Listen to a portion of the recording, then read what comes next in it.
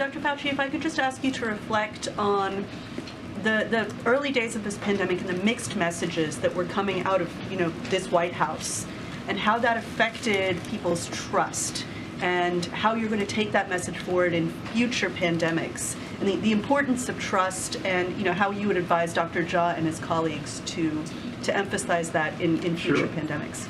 Well, there was really a difference early on in the first weeks to months of the outbreak, because we were dealing with truly a moving target. And when you're dealing with things like reporting and discussing with the press, making recommendations, making guidelines, you have to make it on the basis of the information that you have at that time.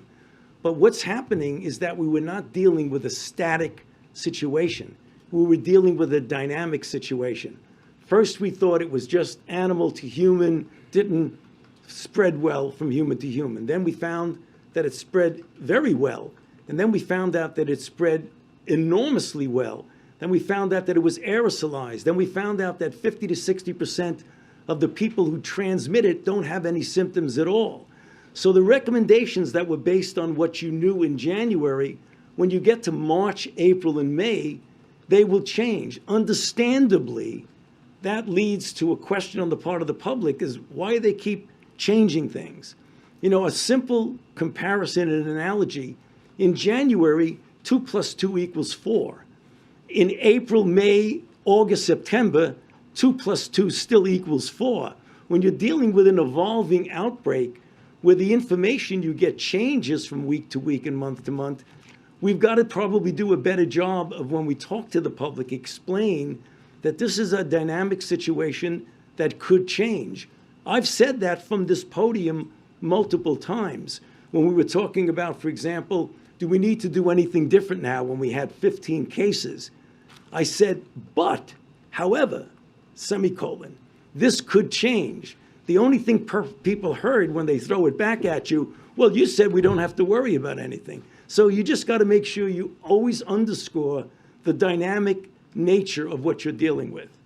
Dr. Fauci, I'm sorry to contradict you, but there was some dubious advice coming out of the White House. There was some dubious advice, some questionable medical advice coming out of non-doctors at this podium.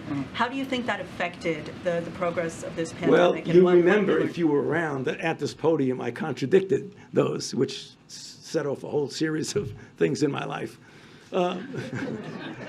But, we have to continue, and we were just talking about this a little while ago.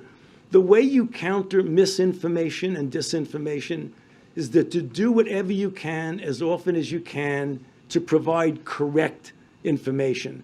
The people who have correct information, who take science seriously, who don't have strange way out theories about things, but who base what they say on evidence and data, need to speak up more, because the other side that just keeps putting out misinformation and disinformation seems to be tireless in that effort, and it's going to be very difficult.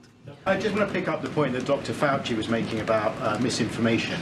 Under the stewardship of Elon Musk, Twitter seems to be welcoming back some people who spread COVID vaccine misinformation. Marjorie Taylor Greene's personal account is being reinstated, for example. Do you see that as a problem as you're trying to battle misinformation? Well, as Dr. Fauci said, and it is something that we were speaking about earlier, the best way, I believe, to counter misinformation and disinformation is to spread good information, to spread science-based information, to have trusted voices. So I started my comments by reminding everybody that America's physicians, like the real leaders of American medicine, the people you trust for your cancer care and your heart care and your pediatrics care, are out there telling you need to go get a vaccine. You can decide to trust America's physicians, or you can trust some random dude on Twitter. Like, those are your choices. But I think the key here is to get trusted voices out there spreading truth, spreading science-based information. And for journalists and for people who run platforms, what I would say is you should be thinking about what your personal responsibility is. And do you want to be a source of misinformation and disinformation? That's up to those individuals, but I actually think it's really important for us, for me, to be spreading good information.